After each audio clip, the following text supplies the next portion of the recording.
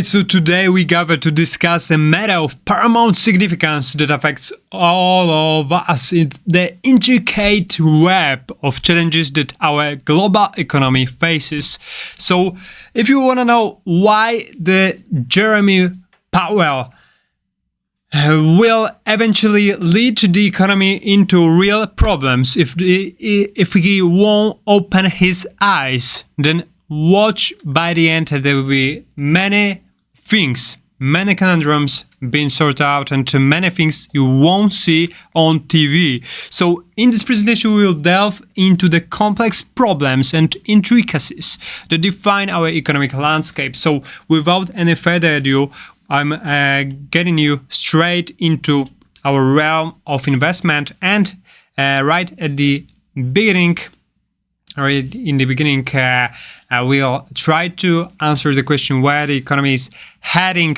And for this, I wanted to jump you to first slide, and that's the presentation that depicts us the weight of the top 10 stocks right now in the S&P 500 is reaching almost 32%.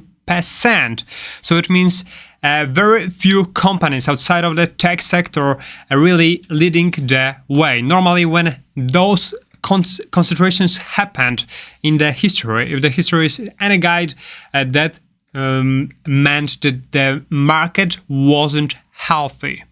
So 3 companies alone constitute right now nearly 20% of the S&P 500, raising concerns about the risks associated with that concentration. So comparing the S&P 500 investing in with other type of strategies such as 60-40 portfolio or any type of other type of more or less aggressive strategies, we can find that S&P 500 was the one that was leading almost any other strategies out there. So after that outstanding rise, normally the correction comes.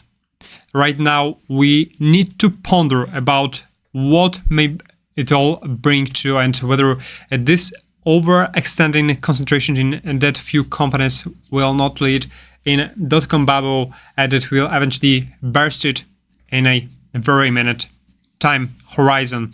Right here you can find that Treasury bills versus S&P 500 earnings yield are crossing this red line is crossing with this black. So the current market conditions are being influenced by the perception that stocks are relatively expensive compared to holding cash. That's why many of investors and hedge funds are obviously starting to cut the positions that eventually led to correction by over a couple percent in September.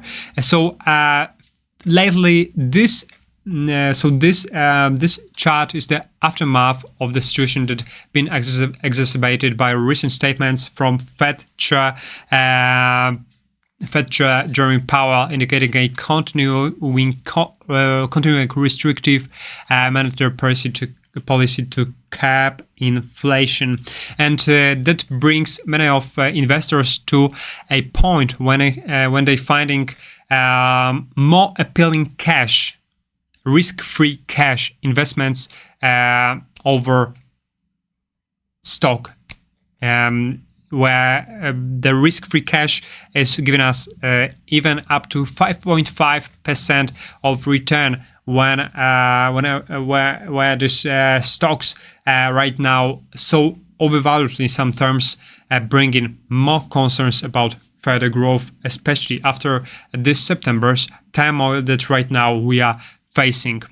So these higher rates affecting stock valuations, especially in the tech sectors, have prompted some hedge funds to increase their bets against stocks, driving net leverage to its lowest level since pandemic. And what we've seen right here is that the spread is between this S&P 500 and 6-month Treasury bill yields lowest since decades.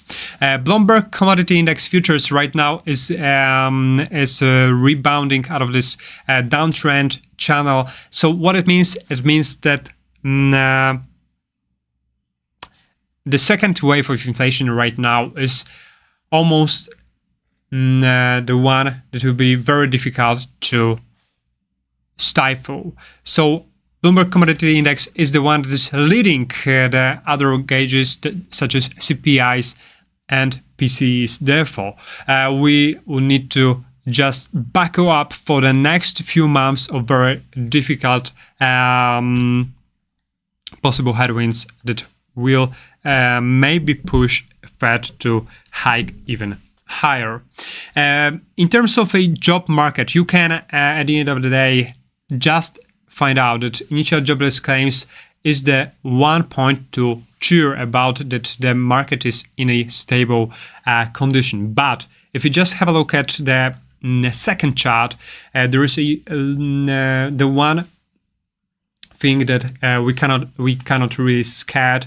That's the thing the job market already bottomed, and there is no way to improve from here. We have just reached the best I would say the state of this sector eventually, and with so many leading indicators just pointing that economy may deteriorate, it will be very unreasonable to assess that won't reflect on the US job market and now or then. So initial jobless claims hovered above 200K. That was better than expectations, but there are some things we cannot miss that are underneath the surface, and we cannot forget the job market is one of the most lagging indicators of worsening conditions, languishing conditions of the economy, and that's what Fed supposedly forgot about. Right now, let's get to another thing.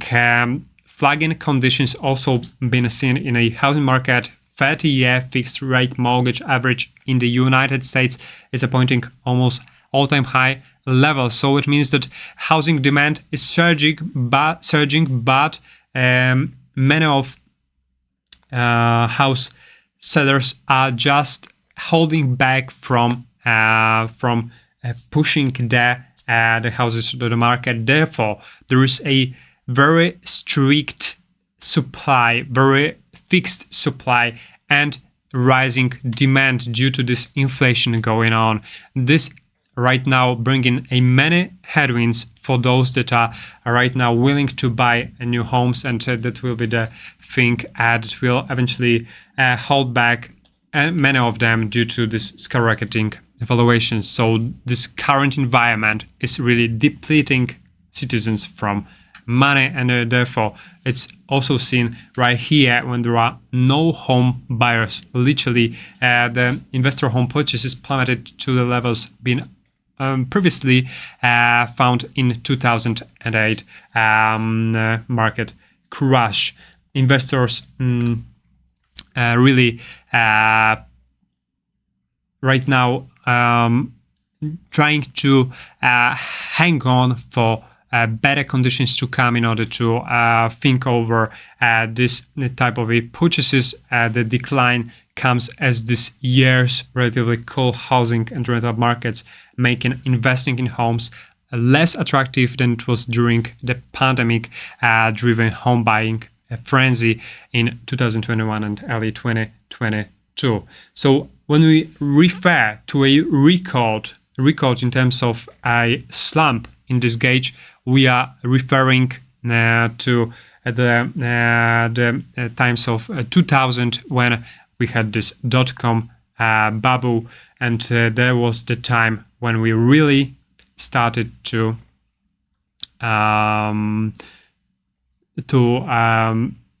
worsen the economic conditions as a whole.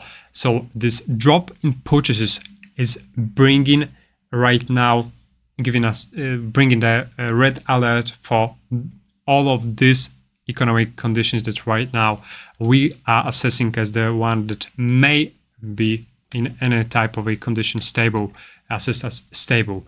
So there is also some reminiscences of the last recession, and among them there is retail sales that is deteriorating little by little every single month, and this pace of a slowdown was previously seen back in 2008. So right now it will be very difficult before it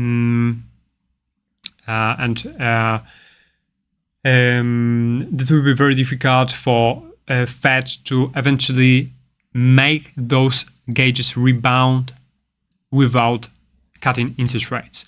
And guess what will happen when the cutting interest rates will eventually commence? Normally we had a real turmoil in the economy, so that won't be really unconditional. That will be under the pressure of the economy. This interest rate cut rates will be the one that will be just a kind of a necessity when those headwinds eventually come. In terms of lending standards weighing on consumers, that's you're gonna find right here. Natural banks saying they are tightening lending standards, and I will also talk about this in a moment. And this retail sales may get even worse due to student loan repayments. So UBS and JP Morgan finding that these problems with student loan repayments eventually will hit various retail brands, notably those catering millennials who hold a substantial share of student loan debt, and therefore those many companies that are serving any type of a retail spending, particularly in apparel, as borrowers cut back on discretionary purchases, may eventually suffer from diminishing returns. Right here you can find also another type of a chart that was obviously was also brought over 2 slides ago. A net percentage of domestic banks tightening standards for commercial and industrial loans is reaching 50%, and that's nothing that holds us back from thinking that that's the recessionary territory that we cannot really skip, the real turmoil that will be right to turn up. So higher interest rates discourage borrowing and encourage saving, thus reducing nominal economic activity and inflation, and that will eventually weigh on other leading and afterwards lagging indicators of the economy. But there is a glimmer of hope for both when this, I'm looking just for this discrepancy between Russell and SPX when it was back in late 90s, when we had that that much of a shift towards this SPX, these large companies. Back then we had a very astounding bubble that was really commencing right when those problems with economy started also to